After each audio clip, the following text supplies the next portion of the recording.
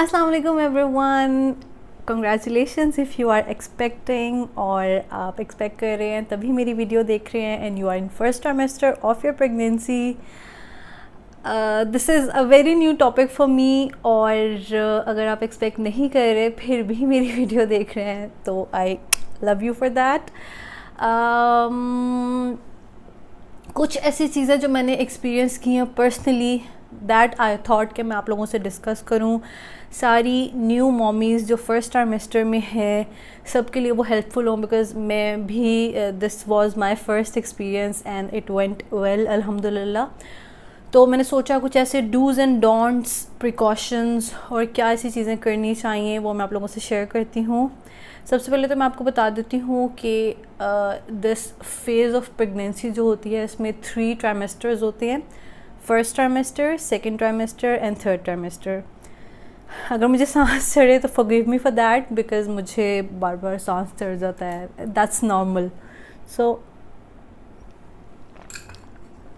हर trimester का मतलब ये होता है कि 3 महीने, first 3 months are called first trimester, उसके अगले 3 महीने सेकेंड ट्राइमेस्टर और लास्ट के 3 मंथ्स जो होते हैं that is third trimester of your pregnancy.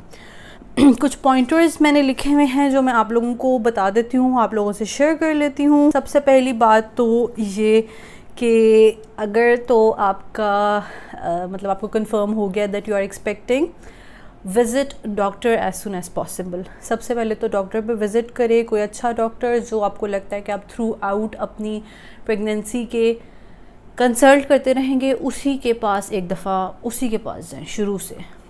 नौज़िया आपको टका के होगा, फ़र्स्ट 3-4 मंथ्स तो लाजमी होगा, फ़र्स्ट 3 मंथ्स तो बहुत ज़्यादा होगा। दिस इज़ माई केस, सबका केस डिफरेंट होता है, किसी को बहुत ज़्यादा होता है, किसी को माइनर होता है, किसी को बिल्कुल भी नहीं होता, किसी को कोई खाने वाली चीज़ से होता है, मतलब हर किसी के लिए डिफरेंट है। लेकिन नौज़िया, वॉमिटिंग, मॉर्निंग सिकनेस, ये चीज़ें तो आप अपने साथ जोड़ लें, स्पेशली फर्स्ट 3 मंथ्स के लिए। Start taking folic acid from the very first day. Obviously don't use without consulting a doctor. मैं फिर कह रही हूँ, ये उस तरह की चीज़ नहीं है कि सर दर्द हो गया तो इसने कह दिया पैनाडोल ले लो, इसने कह दिया पैरासीटामोल ले लो, इस तरह से नहीं है। ये बहुत ही एक नाजुक सी चीज़ होती है जिसको आपने ख़ुद से नहीं कंसल्ट करना, ख़ुद से नहीं डॉक्टर बनना। मुझे जो चीज़ें डॉक्टर ने दी थी वो मैं आपसे शेयर कर लेती हूँ। फॉलिक एसिड आपको फ़ौरन दे देंगे। उसके बाद एक मेडिसिन जिसके मैं यहाँ पिक्चर भी अटैच कर दूँगी, इन वीपी, ये मुझे डॉक्टर ने दी थी कि जब भी नौज़िया हो, आपने खाने से पहले जो भी मील आपने खाना है, खाने से आधा घंटा पहले आपने एक टैबलेट ले लेनी है, अगर ज़्यादा हो तो 2 टैबलेट ले लेनी है। अगर दिन में 6 भी टैबलेट्स ले लेंगे या 8 भी टैबलेट्स ले लेंगे, यानी कि हर मील से पहले 2 टैबलेट्स, तो ये हार्मफुल नहीं होती। 5 mg की छोटी सी टैबलेट होती है, वो आप ले सकते हैं, बिल्कुल भी वो हार्मफुल नहीं है, बट फिर भी आप अपने डॉक्टर को कंसल्ट करें और उसके बाद आप लें। उसके बाद सेल्फ़ मेडिकेशन बिल्कुल भी नहीं आपने करनी। ऐसा नहीं करना है कि सर दर्द हो रहा है तो ये दवाई ले ली, वो दवाई ले ली। मुझे बहरहाल मेरे डॉक्टर ने ये बोला है कि मैं पैनाडोल खा सकती हूँ। सर दर्द हो तो आई कैन टेक 1 पैनाडोल की टैबलेट, अगर ज़्यादा हो, बहुत सिवियर हो तो 2 ले सकती हूँ, लेकिन 2 कोशिश करें कि ना लें, 1 लें।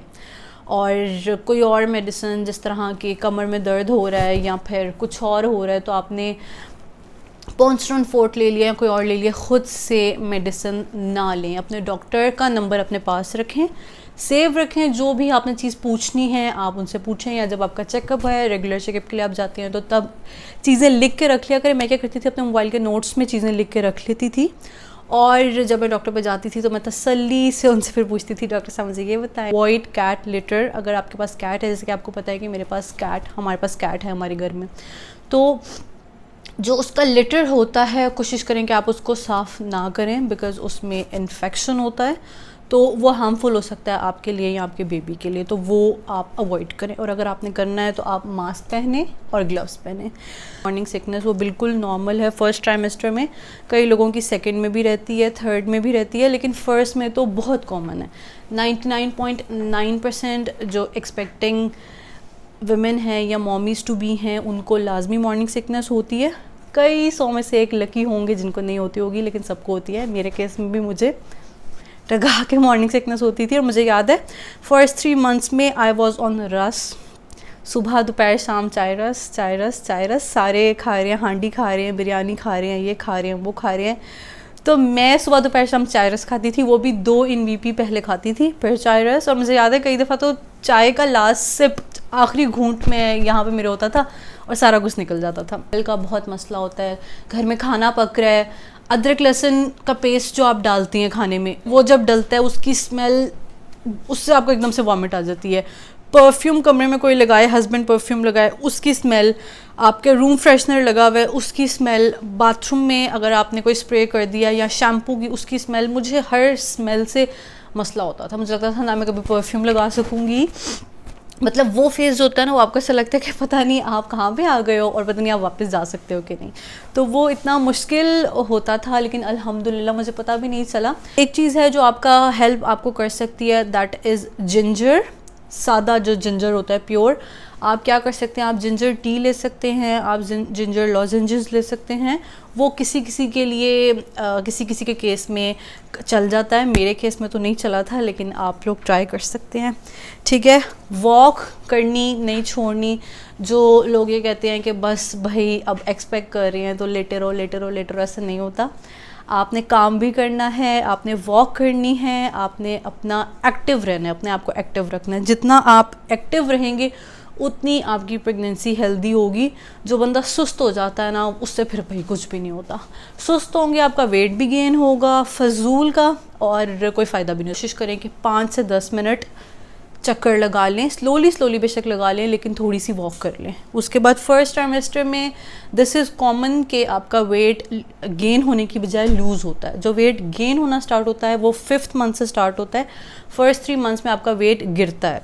वो इस वजह से क्योंकि आपको वॉमिट्स आ रही होती हैं, आप सही तरह से खा नहीं रहे होते, आपके अंदर बहुत सारी न्यू चीज़ें चल रही होती हैं।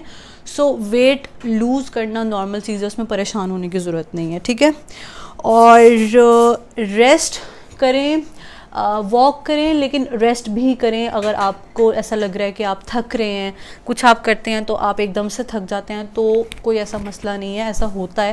बिकॉज ऑब्वियसली फर्स्ट जो प्रेगनेंसी होती है ना, मैं तो उसका ही बता सकती हूँ, उसमें ये होता है कि आप में बहुत सारी चेंजेस आ रही होती हैं जो कि पहले लाइफ में कभी आपके साथ नहीं हुई होती।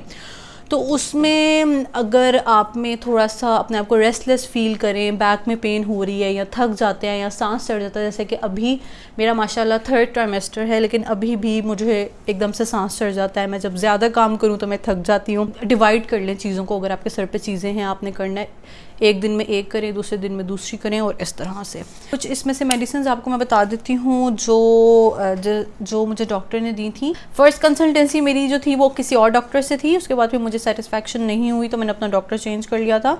उस डॉक्टर ने मुझे IVF 5000 का एक इंजेक्शन लगाया था, जो कि मुझे एक दफ़ा लगा था, और उसके 2 वीक्स बाद उन्होंने कहा था कि दोबारा लगवाना है। वो आपकी बेसिकली प्रेगनेंसी को मैच्योर करता है, मतलब उससे जो मिसकैरेज का जो रिस्क है वो कम हो जाता है और वो मैच्योर करता है आपकी प्रेगनेंसी को। बट मुझे सेटिस्फैक्शन नहीं थी, लेकिन फिर भी 2 दफ़ा मैंने लगवा ली और अल्हम्दुलिल्लाह वो बिल्कुल ठीक रही। उससे ये होता है कि आप जब स्टेयर्स वगैरह चलो या कोई एक्सरसाइज चढ़ो या आप एक्सरसाइज करो, या जिस तरह से मेरी हेक्टिक रूटीन होती है वीडियोस बनाने की, ये करना वो करना, तो उससे मिसकैरेज का ख़तरा जो है वो कम हो जाता है। इसके अलावा मुझे 3 डॉक्टर ने शुरू में ही, वैसे नॉर्मली फर्स्ट ट्राइमेस्टर में नहीं देते होते, लेकिन उस डॉक्टर ने मुझे शुरू में ही टेबलेट्स दे दी थी। फर्स्ट वन इज़ एफिस्टॉन, मैं यहाँ पे पिक्चर अटैच कर देती हूँ। सेकेंड वन इज़ प्रीनटाल, और थर्ड वन इज़ रिफोल फोर्ट। ये 3 टेबलेट्स मुझे डॉक्टर ने दी थी, लेकिन ये भी मेरे फ़ायदे के लिए था क्योंकि मैं कुछ थोड़ी सी कमज़ोर थी। तो वो वैसे नॉर्मली डॉक्टर्स देते नहीं हैं, बट मुझे डॉक्टर ने दी और मेरे लिए वो अच्छा हुआ कि मेरा जो आयरन था, मेरे स्किन पे जो निशान भी थे, मैंने ये नोट किया। नॉर्मली लड़कियों को मैंने सुना है कि डार्क सर्कल्स कह रही हूँ, ब्लैक यहाँ पे स्पॉट्स पड़ जाते हैं, पिंपल्स हो जाते हैं, लेकिन मैंने क्या नोटिस किया कि मेरी प्रेगनेंसी में मुझे इन चीज़ों में इम्प्रूवमेंट हुई। यानी कि मुझे जो पिंपल्स निकलते थे वो कम होना शुरू हो गए। जो मेरे यहाँ पे कुछ स्पॉट्स थे लाइट से जो सनलाइट में विजिबल होते थे, वो मेरे कम होना शुरू हो गए, बिकॉज मेरा आयरन इनटेक हो गया जो मैं नॉर्मली पहले नहीं लेती थी। विटामिन्स, कैल्शियम मेरा बीच में आ गया और रेगुलर मैं खाने लगी। जो मुझे डॉक्टर ने दिए हैं ये आयरन, कैल्शियम और विटामिन की ही टेबलेट्स थी। और सैडली मुझे फर्स्ट ट्राइमेस्टर में ही कोविड भी हो गया था, यही दवाइयाँ थी जो कि नॉर्मली डॉक्टर नहीं देते, बट मुझे लकीली इन्होंने दे दी थी, मेरी डॉक्टर ने। तो इन्हीं दवाइयों ने मुझे बचाया, बिकॉज़ मैं सुबह दोपहर शाम सिर्फ रस खाती थी, तो मैं इतनी स्ट्रॉन्ग और पावरफुल इंटरनली थी कि अल्हम्दुलिल्लाह मुझे याद है मुझे दिन की 16 भी उल्टियाँ आती होती थी।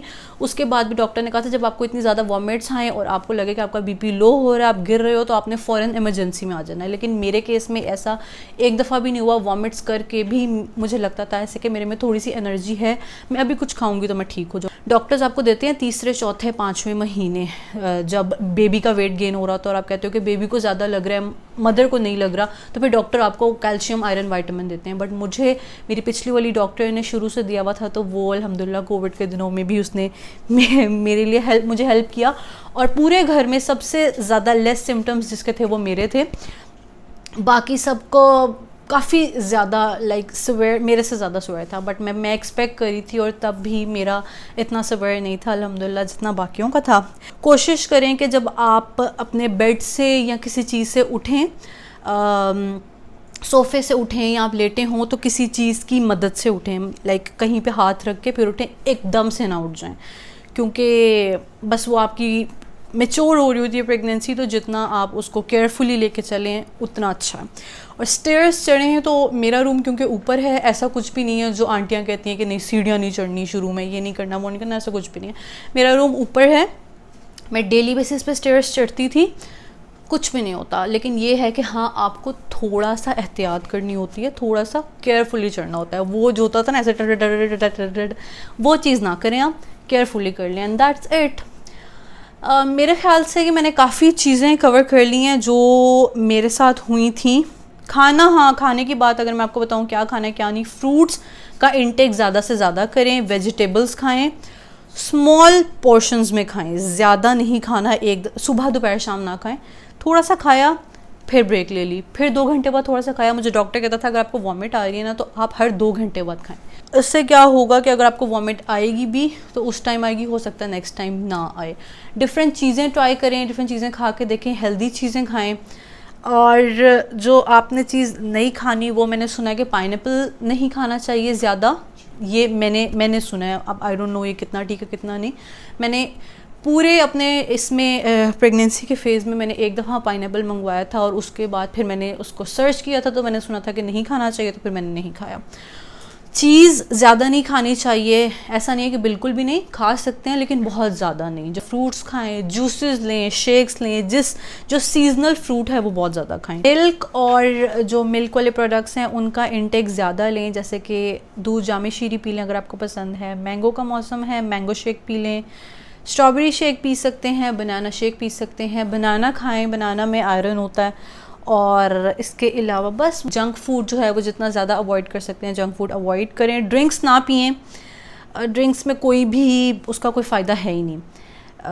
जो कॉफ़ी होती है उसका इंटेक कम कर दें, अगर आप 3-4 कप पीते हैं तो उसको लिमिटेड कर दें, 2 कप पे आ जाए, क्योंकि उसमें कैफ़ीन होती है। कैफ़ीन ड्रिंक्स में भी होती है, जो फिज़ी ड्रिंक्स होती हैं कोक, रेड बुल वगैरह, ये कोशिश करें कि ना पिएं। That's it. इस वीडियो में जितना मुझे पता था उतना मैंने आपसे शेयर किया है। आई होप कि आप लोगों के लिए हेल्पफुल होगा। कोई भी और इन्फॉर्मेशन आपको चाहिए आप मेरे से कमेंट्स में पूछ सकते हैं, इंस्टाग्राम पे पूछ सकते हैं, जितना मुझे पता होगा उतना मैं आप लोगों से शेयर करूँगी। सो या see you in next video जो सेकेंड ट्राइमेस्टर की होगी। Take care of yourself. अल्लाह हाफ़िज़।